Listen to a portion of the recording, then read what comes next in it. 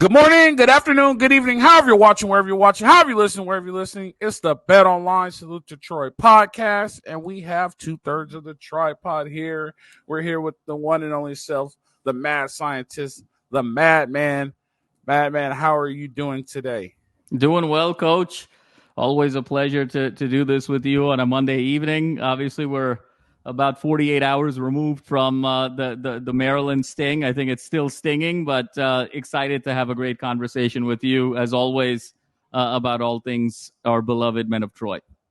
It doesn't sting me.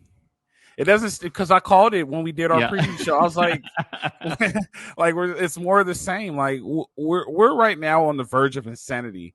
We are doing the same thing, expecting different results, and like we're on the verge of insanity right now. I'm at the point right now to where I understand what it is. You know where I stand. Like I'm past the PIP. I'm past the performance improvement plan. I think it's time to make a change. And I do understand right now is not a good time to make a change. I know it does not make sense fiscally and it's not a feasible solution. I get that part, but we do need to make a change. We do need to somehow make a change. But I want to address some things. Football Scoop dropped the article and we talked about it. I showed you the article before we did this day. And they were talking. It was from Lincoln Riley's presser, and I didn't watch his presser. I never really watch his pressers because he says things and it just irritates me, so I kind of just not watch them. But there's some quotes in here, and he says that one of the quotes is he opened up the Prosgate comments with, and once again, I got this from footballscoop.com, heartbreaking way to end it. I don't know. It's been kind of the tale the last few weeks. Do some good things, get the lead, and obviously not able to finish. Not able to finish these games. This one was sympathetic. One of these three, all three of these sides had opportunities. Lincoln Riley has a sports psychology problem. No, seriously. He has a sports psychology problem. He has an idea, but he's not in tune with the reality of what's going on in the real world. And he says things like this. All three sides had an opportunity. It's a tough finish. He goes on and says, we just haven't done enough. These last 4 games have been tough and this and that. And if you go on and read the article, at the end of the article, and I love this, at the end of the article, it says, or it might have been the other one I sent you, Jamal, but at the end of that other article, it says Lincoln Riley better figure it out or SC will figure it out for him. You know what I mean? Like, that's the best comment, but it's like, the thing I learned from Coach Carroll, the very first thing they teach you as a freshman with Coach Carroll is finish. Finish. Strength coaches are on you about finishing. Preach finish. The very first shirt that they give you as a freshman is a shirt that says finish. Everything is about finish. He has this whole thing. Can you win the game in the first quarter? No. Second quarter? No. Third quarter? No. Can you win in the fourth quarter? Then we all go crazy because we want to finish the game. There's a finishing problem. He's not addressing the finishing problem. He's just like, he can't figure it out. And we've talked about this. We've talked about this multiple times. Like, he has like this delusional reality. We're one play away. Only if we got that one play, we could win. That's not how you go about it. You go about it like, this is the one play where we made a mistake. How do we fix it so we don't do this again? Right? How do we make corrections? I'm not sure. Well, today's Monday and they practice today. So they do practice on Mondays, which I'm all for college football. Practice Monday all the way through because I feel like you lose a day if you get Mondays off. But he's not there completely in a sports psychology sense of matter. He's not understanding that he's the problem. He's not fixing the problem. And then he goes and tells these guys like, oh, we're one play away. Now we're 3 plays away. Now we're 4 plays away. you're always going to be a play away if you don't fix the play. And he's not fixing the play. You know what I mean? Like now you're in a situation where you're below 500. You're fighting, like you said yesterday, we're fighting to go to a bowl game. You know what I mean? We got believe it or not, we have a tough stretch, right? Rutgers is going to be pissed off. They got a great coach with Greg Schiano. We'll talk about that later. And they're a tough New Jersey football team. When you think of New Jersey, you think of Rutgers, right? I just don't understand why somebody hasn't helped him with this situation. I think this is the thing that will get him over the edge, but he just doesn't get it. And he's still preaching the same stuff. And that's why we keep getting the same results. And I figured this out. Penn State, it's more the same. I'm not surprised now. Oh, we lost to Rutgers on a Friday. It is what it is. Like, I know what's going to happen because I know it's being told to them, and it's not good enough for them to get over the edge. And I don't know how they fix that because he's a stubborn man and he needs to fix it.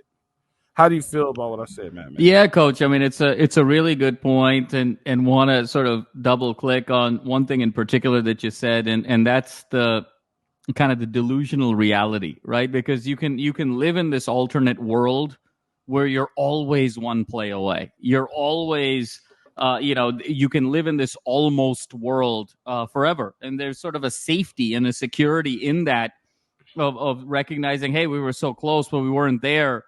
That makes it a very sort of unique situation. There's a fine line. There's a very delicate balance between optimism and fantasy. And that's a tough line sometimes for coaches, for entrepreneurs, for leaders to play. And it's interesting, Coach, because the one play away philosophy, he's not, here's where it's so dangerous, because he's not like factually incorrect. Like if you say like factually, it's like, yeah, okay, the 4 losses were by 14 points. He had fourth quarter leads in all 4 games and you sort of wilted away. So in that regard, you're like, yeah, we're close. But here's the danger, Coach. Here's why it's so dangerous to have this one play away philosophy. And I've called it a double-edged Trojan sword. It's the double-edged sword here because it can go the other way.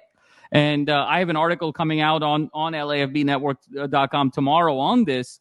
But you can play that game both ways. And just in the same ilk as you can say Lincoln Riley is 4 plays away from being 7-0, from 2022 till 2024, up until now, it's 22-12 record. He's 6 plays away from being 16-18 at USC. He's 6 plays away from being under 500 at USC. And I can give you the plays right now, Coach, off the top of my head. Go back in 2022, that Oregon State game, right? That first tough game in Corvallis.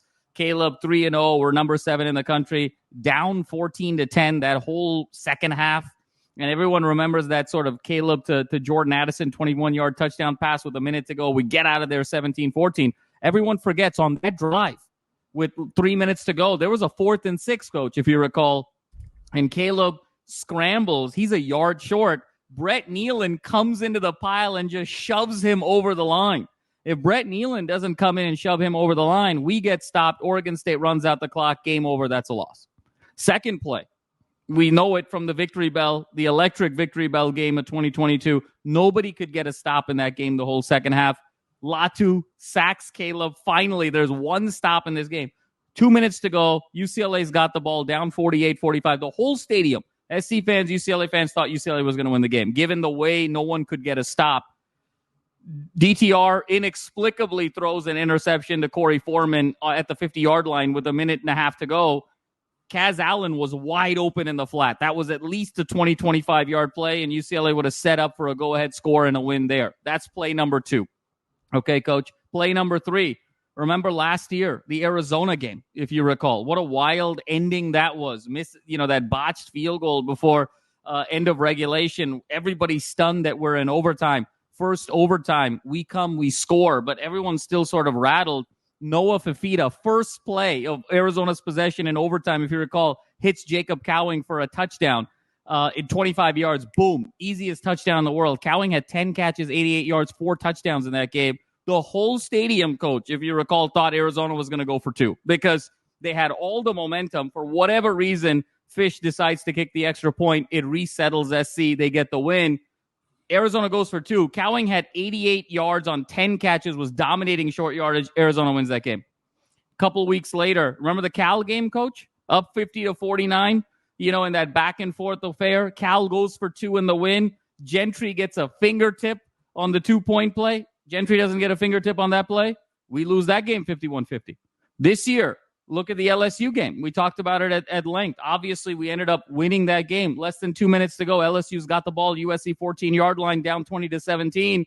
Nussmeier makes the wrong read. We had lost gap contain on the edge. If he hands the ball off to Emory Jr. Walks in for a touchdown. They're up 24-20 with 1:50 to go. And the way we've played this season down with less than 2 minutes, we're 0-4 in that situation. That's a loss. Big difference between marching down the field tied 20-20 and being down 24-20 in that situation. That's the Nussmeier misread is play number 5. And then finally play number 6 is Wisconsin muffing the punt at the start of the third quarter up 21-10. They don't muff that punt. The game's still on their schedule. They can grind it out. They can win a game. So 6 plays, 2 from 2022, 2 from 2023, 2 from 2024 that go the other way. Lincoln Riley's 16-18 at USC. So this thing can go both ways. That's why it's very dangerous to play this one play away type of philosophy, because college football is very different, Coach, than corporate America, than a Hollywood film, than even a political campaign. You don't get credit for percentages or proportions or gradients. It either is or it isn't. It's very clear. You either win or you lose, and this is a game that is played at the margins. And so ultimately, over the course of a season, you're going to get your fair share of good breaks and bad breaks, and the law of averages is going to play out, and it's all going to even out. At the end of the day, USC is 3-4 this season, and Lincoln Riley is 22-12 overall. No better, no worse, no closer, no further. It just is what it is, and quite simply, it's not good enough. It's definitely not good enough, and we could always ask the question, where do we go from here, right? But I'm tired of asking that question. You know what I mean? And I remember, and I might be the person, I'll say it, I might be the person that jinxed him. Like, after the Michigan game, I'm like, we're kind of in a place where, like, uh-oh, not this again.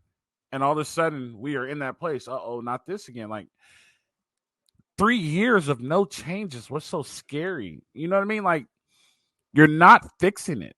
And the fact that you don't fix it is the part that's just like, oh, my God, like, it's the same thing. Let's go back to the Penn State game and just flats wide open. That's the same thing with Alex Grinch. The running back walks right in the end zone. Nobody decides to cover him. Whenever the game is on the line, it's like, doesn't even matter. Defense completely disappears. We get the same results, right? It's so hard, and I have to accept the reality of it. And you know me, I've been trying to find every situation to get rid of them. I'm trying to spin every twist, trying to go every turn to get rid of him, but we can't get rid of him. We may be stuck with him for another 4 years. Just to soften the blow. And I came to the realization of that this morning, driving to work. Like, we may be stuck with Lincoln Riley for another 4 years, give him $30 million and send him on his way. We honestly may be, and this may be what it is for the next 4 years. Now, I will say this. I do have faith, and I do think we still have a chance, because Miami's drought has been longer than ours. Miami's drought has been since 2000, since Andre Johnson beat Eric Crouch in the national championship. They haven't been good since then. And now they're making the turn. So I still have faith. And I still think it could come back. But it's so hard, because I think we're going to be in a situation where we have a revolving door. And, I mean, you know what it's like. UCLA is going to be in a situation where a revolving door. And when you have a revolving door, you just can't win. Look at Texas. They had a revolving door. And they finally just like, all right, we need to invest in a guy.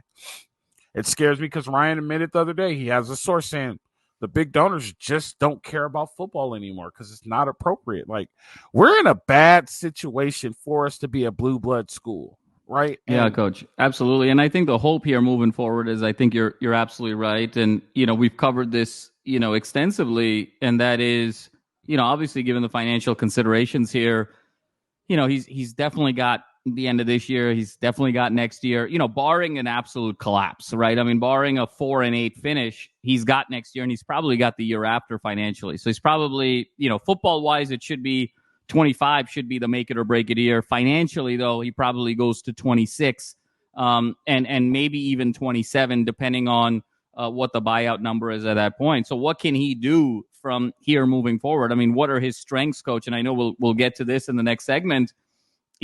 Quarterback, there's some conversation this week. What's going on with the quarterback and some interesting kind of tidbits of how USC is approaching this week a little bit differently. That's getting speculation up is number one. And then number two, you're hoping that the recruiting that has taken place, particularly in the trenches with Eric Henderson and particularly on the offensive line side, comes through. And if that can kind of come to fruition and USC elevates in the trenches and finds a quarterback, can Lincoln sort of salvage this over the course of 25 and 26? I think those are sort of the two levers here that you got. And the question, of course, is, can you find that right quarterback? And we may have someone kind of standing in the wings that could be the next one.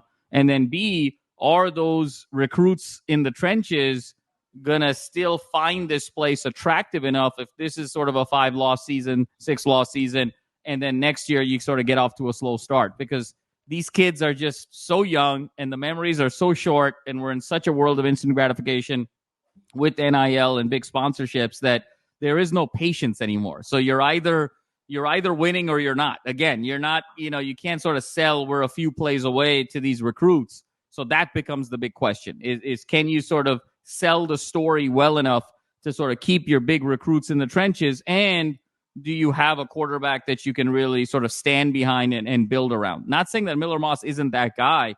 I still think he's a terrific quarterback, but for whatever reason, Lincoln is just not developing him in the same way that he has gotten credit for in years past with some other quarterbacks. It makes you question, is it scheme or is it athletic ability? Because when you really look at it, none of them are really how do I put it? None of them are Hall of Famers in the NFL. You know what I mean? They struggle when they have to switch over the scheme. Look at Baker tonight. Baker's doing 2 bad picks already. Jalen Hurts is starting to struggle. Spencer Rattler, we saw what he did last week. Caleb is starting to come in his stride now, so we're looking at Caleb Williams coming in stride. I'm missing one more, right? There's 5. Kyler. Oh, well, we know Kyler is. Kyler was even at Oklahoma. I was never a fan of Kyler. I think his athletic ability makes him who he is, and when he slows down, he won't be any good. So, well, Coach, I mean, it's an interesting point. That's why this quarterback decision that he's got, and we'll, I think, jump into it. Go ahead, roll into it. Yeah, we can roll. Yeah, I mean, I think this quarterback decision now that Lincoln is faced with is a very interesting one and a big inflection point in his career, because depending on whether you continue with Miller Moss or you switch to Maiava, this is a decision now that impacts the rest of 2024, but really sets up 2025, which to me is still a football make it or break it for Lincoln Riley for a couple of reasons. One is, we've talked at length about how I feel about year 4 as being the true sample size of whether or not you're an elite coach at an elite program in college football. But here's the other thing, and you touched upon this, Coach. He has this cachet right now about how many quarterbacks he can bring to the league and how many quarterbacks that he has as starting quarterbacks in the National Football League. But that window of cachet doesn't last forever. And I foresee a scenario that by 2026, just the nature of the NFL and the nature of how quickly things move, and guys are MVP candidates, and within 18 months, they're not starting anymore. And that's just the nature of the NFL. I see a world that by 2026, Coach, it's not out of the realm of possibility that Baker or Kyler or Jalen or Spencer, none of those guys are starting quarterbacks anymore. Like, he may only have one starting quarterback in the NFL by 2026, and all of a sudden, now the quarterback guru is no longer quite the quarterback guru. We've always had quarterback gurus, Coach, over the course of the history of college football, dating all the way back to Norm Chow at BYU. I mean, when you think about BYU and Steve Young and Walsh and McMahon, I mean, that was a whole kind of QBU, the QB whisper. You go to the 90s, and you see, what Spurrier was doing at Florida. He was considered the quarterback guru in the 90s. And then you sort of go to the 2000s and beyond. And then, obviously Lincoln in the 2010s. There's always been quarterback gurus, guys that have kind of gotten hot with momentum in terms of prospect over prospect when it comes to the quarterback position, but it doesn't last forever. And so that's why you need to keep generating results to infiltrate that pipeline and keep it healthy. Because by 2026, he may go from 5 starting quarterbacks to 1, and everyone will say, well, he was a great quarterback guru at one point. Is he still that guy anymore? And so that's why this decision this week, Coach, is pretty critical. And obviously, all the word out of USC today is Lincoln has closed off practices this week to the media. So media does not have their normal access to the team this week in a short week coming up against Rutgers. And there's speculation. Nothing has been confirmed, but the speculation for why is potentially making a quarterback change to Jayden Maiava against Rutgers, and he wants to sort of surprise attack Rutgers as a result of that. So we may be on the cusp here, Coach, of a quarterback change to Maiava, which would be very interesting. And, we talked about it a little bit on Saturday. Is this the right time to be able to do this? I personally thought, you wait until the bye, but, he's trying to change up the energy and the rhythm of this team to sort of build some momentum into next year. So we could be having our Maiava sighting on Friday in front of 11 people, Coach, because the vast majority of Los Angeles is going to be watching Game 1 of the World Series. Yeah. Unfortunate timing there. But Maiava could potentially be making his debut Friday night in the Coliseum at 8 p.m., Big Ten after dark. So if then this is speculation. So if that is happening, I'm going to bring up your double-edged Trojan sword, right? And we know the positives that can happen, right? It can send a spark. You get a bunch of points. You see a bunch of Caleb Williams type plays. You get the scrambling and all the stuff that everybody wants to see in a quarterback. But nobody's looking at the negative. This could completely tank a team, right? And then that's what I'm talking about when Lincoln Riley, like, he's killing his locker room right now. Let's just say it does happen, right? Like, and then all of a sudden you run into this thing to where, and I call it the Trojan quarterback curse. You play this one game, and then all of a sudden you're the man, and then all of a sudden they play Washington next, right? They play Washington after Rutgers, go to Seattle, and then he stinks it up in Seattle. Now you're stuck with a decision. Now you just split your whole locker room up. Just like that, you just split your whole locker room up. I get the bye, because after the bye is Nebraska, UCLA, Notre Dame. We're going to find out pretty soon here if the season's off or not, or anything like that in these next 2 games, right? We'll find out if they're going to be bowl eligible or not. But at the end of the day, like, you still have to maintain your locker room. Right. And there's things you could do to maintain your locker room. And I would say players are a little bit different now, because back when we played, we were superstitious. We would have probably had a locker room lock in. We would have started burning things. We would have been rubbing chicken bones. We try to figure it out. I don't know if players still do that. But, like, at the end of the day, like, if it doesn't work, you just completely killed your locker room. Are you willing to take a risk right now to put your locker room on the line? Because if your locker room is messed up in today's world, guess what happens? You're going to have a mass exodus, and everybody's going to run to the portal. And there's some guys you just can't afford to lose to the portal, because you see the growth. Makai Lemon, Jacoby Lane, you know what I mean? Even Deuce Robinson's coming in a stride. Some of those, Brennan Shelby, number 28, the linebacker. What is his name? You mean 23, Stevens? Stevens, yep. Yeah. He's coming in a stride. You don't want to lose those guys. Those are foundation guys that you want to keep. Like, I don't like the risk, and I might be a little bit too conservative on it, but I know you have to change something up. But I feel like that's too big of a risk for me to make the change right now. And now you're speculating. Now, just hear me out, man. I'll pass it to you after this. Now you have people speculating. Oh, they're making a quarterback change. Then you got the grimy reporters. Hey, who started quarterback this year? Players got to keep quiet. And they're lucky their walk is shorter, because we used to have to walk all the way down in front of locker to get to the locker room. Now they can just cross the street and go straight to the locker room, so they're a little bit lucky. But now you're speculating. So what if articles start coming out and people start seeing it? You can't completely silence the outside noise. Like, are you willing to risk your locker room to make this change? That's the question. Yeah, Coach. I mean, it's a really great question. Very interesting. I mean, I think you have to sort of look at it from a risk-reward, cost-benefit analysis, perspective. And I think that's what you're suggesting here.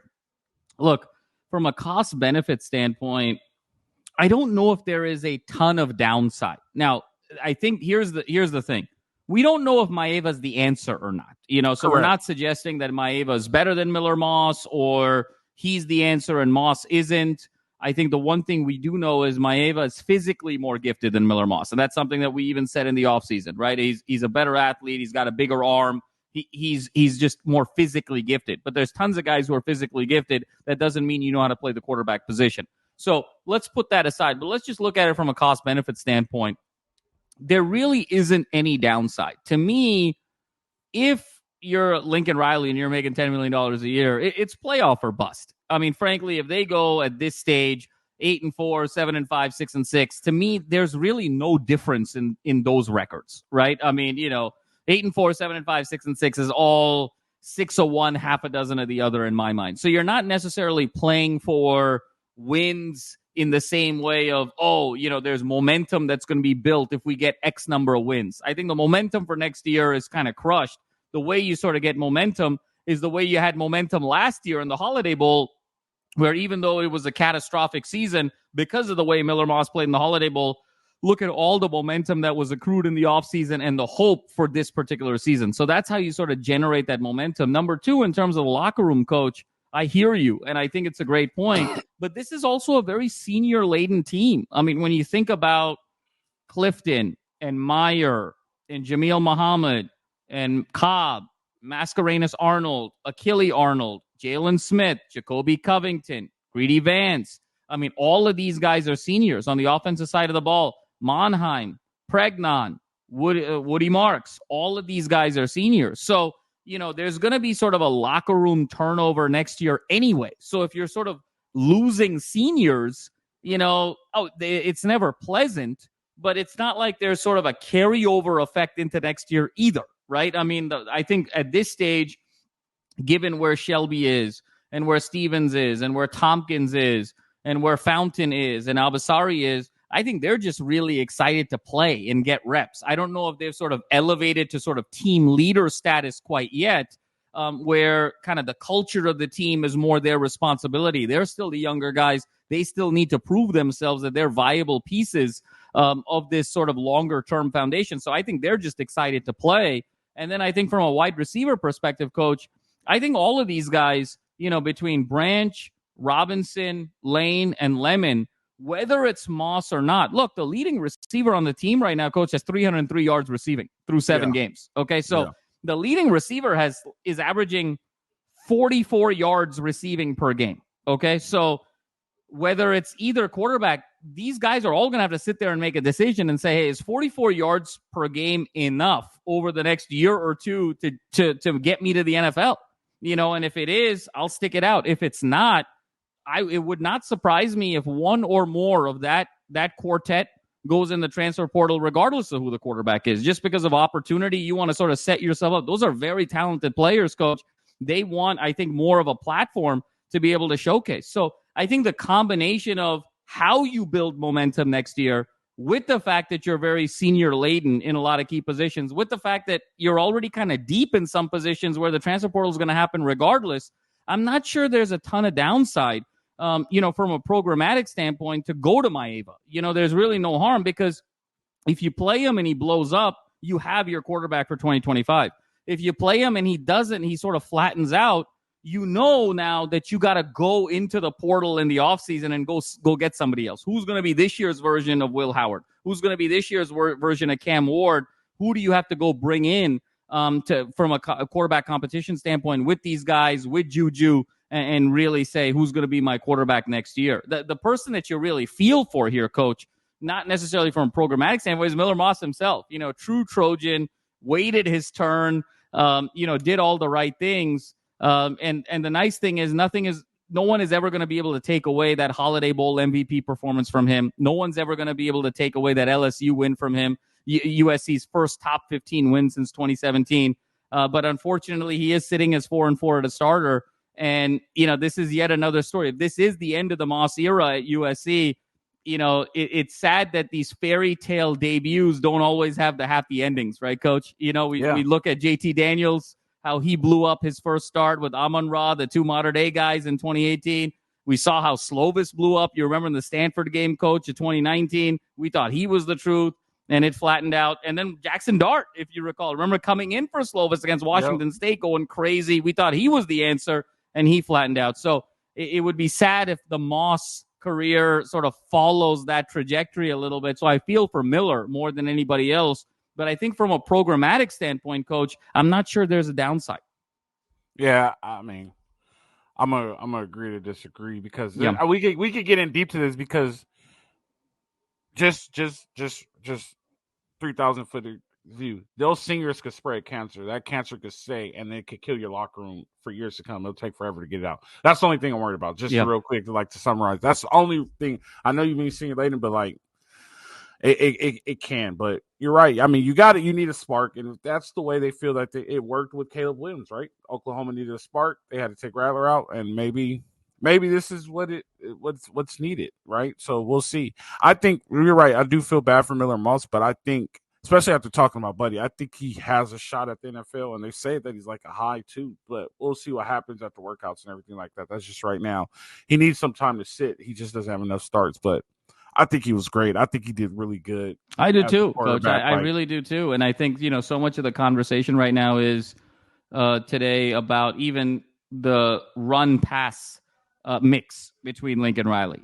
Coach, right now, SC this season is averaging 42 passes a game to 27 runs per game. So 42 passes is 7th in the country.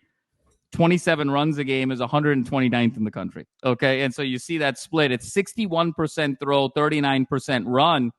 And, his offenses at Oklahoma and earlier were a lot more balanced than what they are this year. And it's not because, and here's the interesting thing. This is because of Lincoln Riley. And people are pointing to the fact that Miller Moss isn't sort of the athlete that Caleb Williams is, or Kyler was, or Jalen Hurts was, or even Baker was. And that may be all true.